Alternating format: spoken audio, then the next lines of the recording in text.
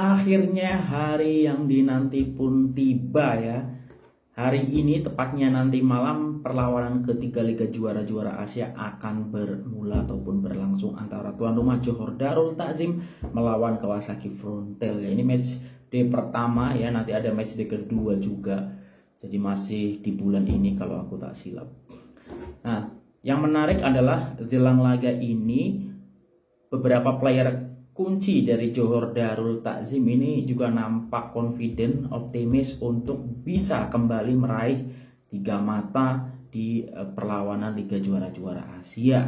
Kemudian fakta bahwa selepas mengalahkan Ulsan Hyundai, media Korea ini agak kecewa ya dengan apa yang berlaku ya, dianggap K-League ini dipermalukan. Nah, yang terakhir aku juga mau update seputar jadwal Liga Super Malaysia dan kemungkinan Johor Darul Takzim akan disalib dari puncak klasemen untuk pekan ini ya.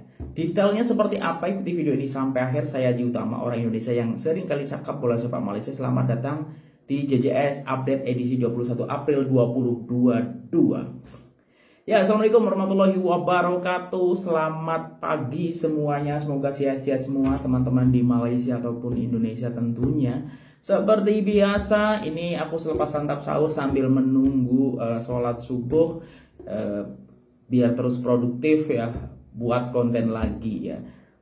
Dan aku appreciate buat teman-teman yang udah membanjiri kolom komentar ya, walaupun banjirnya gak banyak sih. Ada beberapa yang memberikan komentar terkait video-video aku sebelumnya, aku appreciate. Apalagi yang udah kasih like ataupun kasih subscribe teman-teman. Nah, menurut teman-teman, sebelum aku buat video ini, skor berapa yang akan berlaku nanti malam ya untuk JDT melawan Kawasaki Frontale. Nah, jelang laga ini beberapa player kunci nampaknya benar-benar confident ya untuk menghadapi laga nanti malam. Misalnya ini Fernando Forestieri ya, ini gandingan dari Beksen Da Silva juga cukup optimis ya. Ini didatangkan dari beharian.com. Forestieri tekad bantu JDT raih kemenangan ketiga. Bekas pemain Serie A Italia Udinese yang sudah menjaringkan 2 gol pada aksi kali ini tampak begitu bernafsu untuk menambah koleksi jaringan di Stadium Sultan Ibrahim. Walaupun sedar tugas itu kelihatan rumit. Menurut Forestieri, selepas menewaskan Ulsan Hyundai yang menghuni tangga teratas Liga Korea, skuad Harimau Selatan akan berdepan pasukan tangga teratas Liga 1 Jepun yang pastinya bakal sengit. Katanya kemenangan 5-0 yang diraih Guangzhou FC pada aksi Jumat lalu dan Ulsan Hyundai 2-1 bakal dijadikan motivasi terbaik untuk berdepan dengan kuat kendalian Toru Oniki itu. Saingan ACL sememangnya sengit karena kami berdepan klub-klub ternama di Asia dan standar pemain juga tinggi. Oleh itu kami harus serius dalam setiap perlawanan dan diharungi dan memberi yang terbaik untuk cipta kemenangan. Ramai yang meletakkan kami bukan pasukan pilihan dalam saingan ACL, ya jelas tidak memberi tekanan, sebaliknya meningkatkan lagi motivasi kami berdepan pasukan lawan yang berstatus bintang, katanya. Forestieri menjangkakan dia akan dikawal ketat benteng Kawasaki Frontale sama seperti rekan pasukan Beksen Da Silva yang sepanjang perlawanan berkenaan.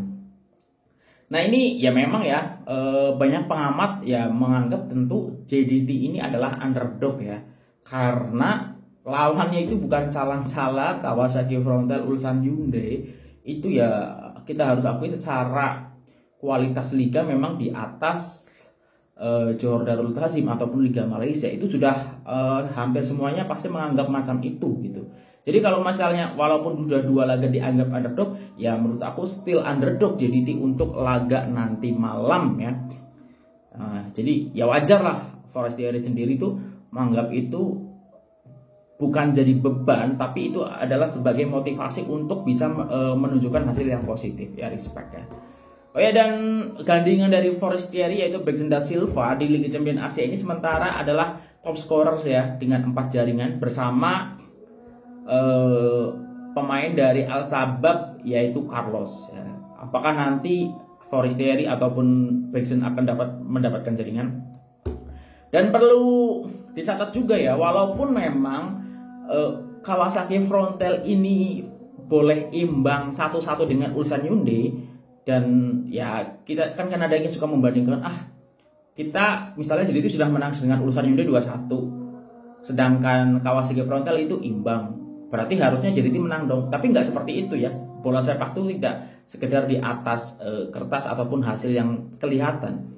Karena kalau kita tengok ketika Kawasaki Frontale melawan Ulsan Hyundai, secara possession, secara banyak peluang itu, secara banyak rembatan itu lebih banyak rembatan dari Kawasaki Frontale. Ya memang hasilnya berbicara lain ya, tetapi Kawasaki Frontale juga aku setelah tengok match stat di acara Astro Arena itu juga cakap bahwa Kawasaki Frontale ini punya filosofi bermain sendiri, namanya adalah Kawasaki Way. Yang intinya adalah sebisa mungkin harus entertaining ya, ataupun menghibur.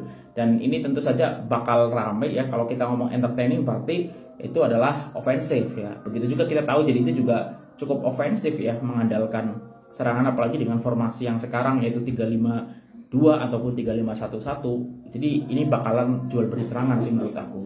Nah, selain Forestieri, salah satu player yang cukup optimis juga adalah sosok bek kanan dari Johor Darul Ta'zim, yaitu Matt Davis ya.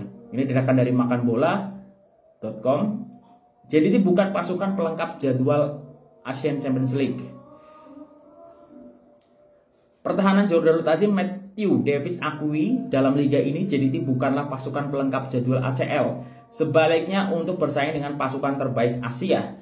Bukan itu saja, Davis juga pasukannya bukan sekedar bermain untuk bertahan, namun beliau pasti misi JDT adalah memburu dan mencipta kemenangan dalam saingan ACL ini. Kami di sini bukanlah sekedar pelengkap jadwal, sebaliknya untuk bersaing dengan pasukan terbaik Asia dan bukan hanya sekedar bermain bertahan saja. Dalam pada itu beliau menjelaskan pasukan Kawasaki Frontale merupakan pasukan yang lincah di bagian serangan. Jadi beliau berharap rekan pasukan yang dapat mengekal momentum kemenangan dalam dua perlawanan sebelum ini berdepan klub pendahulu Liga Jepun itu. Kawasaki Frontale pasukan dinamik dan lincah di bagian serangan, jadi kami perlu menyaingi kekuatan mereka. Pastinya berdepan tugas sukar mengekang kemarau trio Brazil pasukan itu, katanya kepada Harian Metro. Nah ini menarik ya. Dan kalau aku coba kulik juga ya, kemungkinannya bakal mendapatkan gempuran itu adalah sisi kiri dari Johor Darul Ta'zim, karena di situ ada sosok pemain dari Kawasaki Frontale yang bek kanan yang cukup aktif ya, yang musim lepas juga mencetak assist terbanyak di Kawasaki Frontale ya. Nah ini kemungkinan Shane Lowry yang akan lebih sering mendapatkan gempuran, ataupun Matt Davis boleh jadi ya.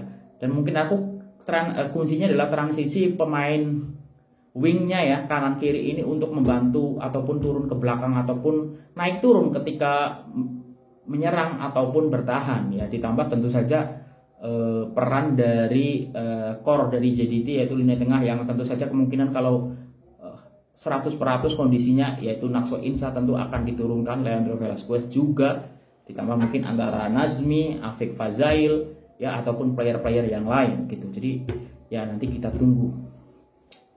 Tapi semakin kesini para penyokong semakin percaya dengan strategi apa yang dipakai oleh Benjamin Mora. Kalau musim lepas banyak yang mencibir, kadang termasuk saya kadang mempertanyakan, wah Benjamin Mora strateginya itu saja 4-3-3 dan segala macam. Nah musim ini lebih berbeza karena Benjamin Mora menggunakan formasi yang berbeza dengan adanya gandingan dari Baxter Silva yaitu Forestieri. Dan sejauh ini apa yang berlaku JDT belum terkalahkan di tahun 2022 ya. Respect untuk catatan itu, semoga tetap bisa ataupun boleh berlanjut ya. Kalau tidak boleh 3 mata, 1 mata menurut aku juga sudah oke lah. Karena sekali lagi JDT di sini walaupun sudah 2 kemenangan still underdog ya.